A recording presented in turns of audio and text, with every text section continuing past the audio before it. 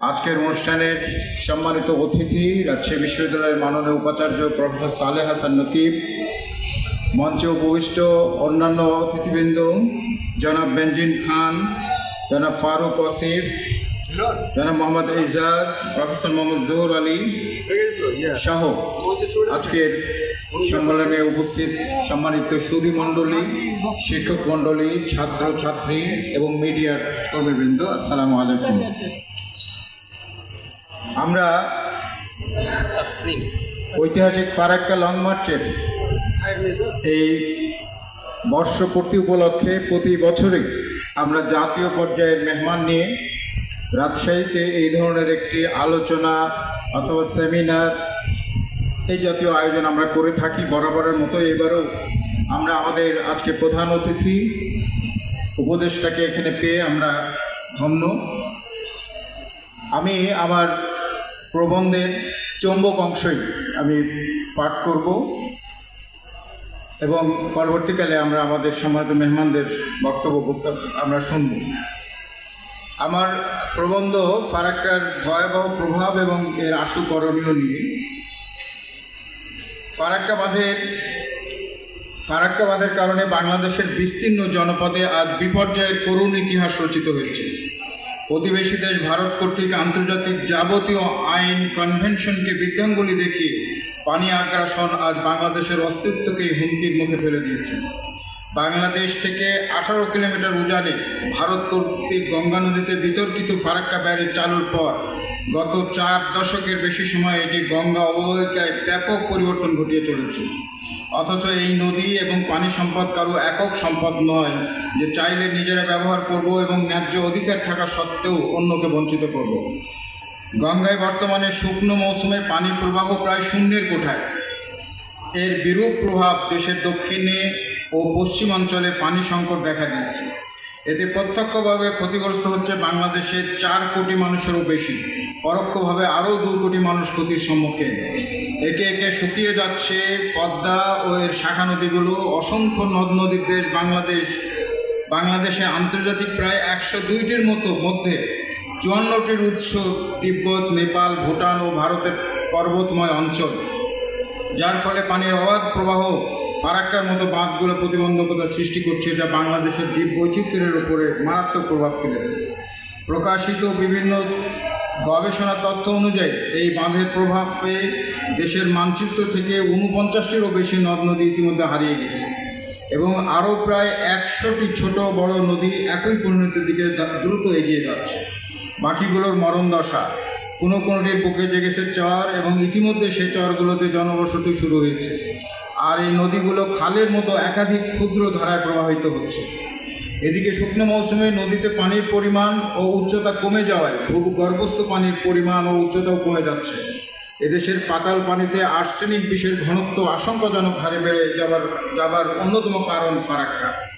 স্রোত না থাকায় এদেশের নদীগুলোর তলদেশে পলি জমে এর উচ্চতা বেড়ে যাওয়া এবং নদী সংখ্যায় হ্রাস পাওয়ায় প্রতি বছর অত্যধিক হারে নদী ভাঙনের ফলে কোটি কোটি টাকার সম্পদ বিনষ্ট হচ্ছে। গঙ্গা পদ্মা সহ এর শাখা প্রশাখার প্রায় 2000 কিলোমিটার নৌপথ বন্ধ ও অকার্যকর হয়ে পড়েছে। ফারাক্কার বিরূপ প্রভাবে বাংলাদেশের জীববৈচিত্র্য আজ মারাত্মক হুমকির সম্মুখীন। প্রাকৃতিক ভারসাম্য রক্ষার জন্য অতি প্রয়োজনীয় বনাঞ্চল ধ্বংস হয়ে যাচ্ছে। পৃথিবীর সবচেয়ে বড় ম্যানগ্রোভ বনভূমি সুন্দরবন ক্রমশ ধ্বংসের দিকে এগিয়ে যাচ্ছে। জোয়ারের সময় সমুদ্রের লোনা পানি দেশের অভ্যন্তরভাগে প্রবেশ করলে নদীর পানি ঠেলে সেই নোনা পানিকে সমুদ্রে ফেরত পাঠায়। কিন্তু ফারাক্কার কারণে নদীর পানির প্রবাহ কমে যাওয়ায় লবণাক্ততা ছড়িয়ে পড়ছে সমস্ত পদ্মা অববাহিকায়। এই লবণাক্ততার ফলে এদেশের বিরাট অংশের ক্ষেত খামার শিল্প কারখানা আজ মারাত্মক বিপর্যয়ের মধ্যে পড়েছে। মৎস্য ও পশু সম্পদ বিলুপ্ত হওয়ার পথে। পদ্মার উপরে নির্ভরশীল বিভিন্ন পেশার লক্ষ লক্ষ মানুষ আজ জীবিকা হারা। ফলে প্রাকৃতিক বিপর্যয়ই নয়, বাংলাদেশের উপর আর্থসামাজিক একটি বড় বিপর্যয় ধেয়ে আসছে। সরকারি হিসাব মতে 1997 সালে ফারাক্কা বাঁধের কারণে শুধুমাত্র বাংলাদেশের কৃষি উৎপাদনের ক্ষতি হয়েছে প্রতি বছর গড়ে 1000 কোটি টাকা। নৌ পরিবহনের ক্ষেত্রে বন্ধ্যাত্বের সৃষ্টি হচ্ছে, ফলে নৌবন্দরগুলিতে কর্মরত হাজার হাজার মানুষ পথে বসার উপক্রম হয়েছে। এদেশের পাতাল পানিতে আর্সেনিক বিষের ঘনত্ব আশঙ্কাজনক হারে বেড়ে যাওয়ার কারণ ফারাক্কা। দেশে খাদ্যে যে স্বয়ংসম্পূর্ণ অর্জিত হয়েছে তা আজ হুমকির সম্মুখীন। এছাড়াও গঙ্গা নদীতে ফারাক্কা বাঁধের কারণে ব্যাপক ক্ষতির মুখে পড়েছে বাংলাদেশ।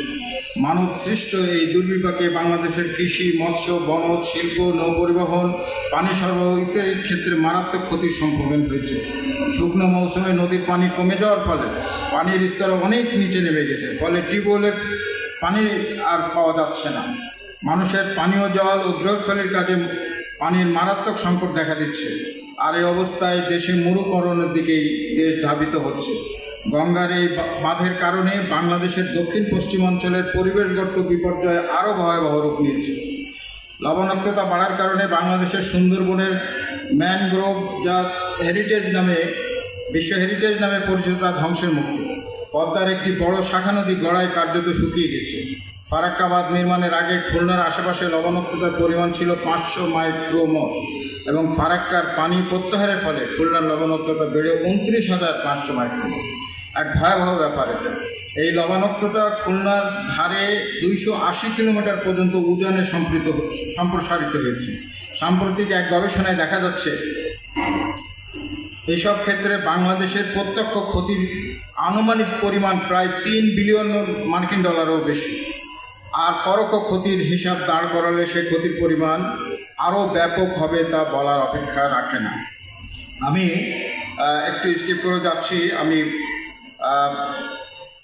ভারতের আরও কিছু যে এখানে প্রজেক্ট, সে বিষয়গুলো আমাদের এই ফারাক্কার কারণে বা আন্তঃনদীগুলোতে বাঁধ দেওয়ার কারণে আমাদের যে বন্যা, এর একটা এটা বলা যায় বুমেরাং হয়ে ভারতের কিছু অংশকেও যখন প্লাবিত করে, তখন তারা সবগুলো এই ফারাক্কা সবগুলো রেগুলেটর তারা খুলে দেয়।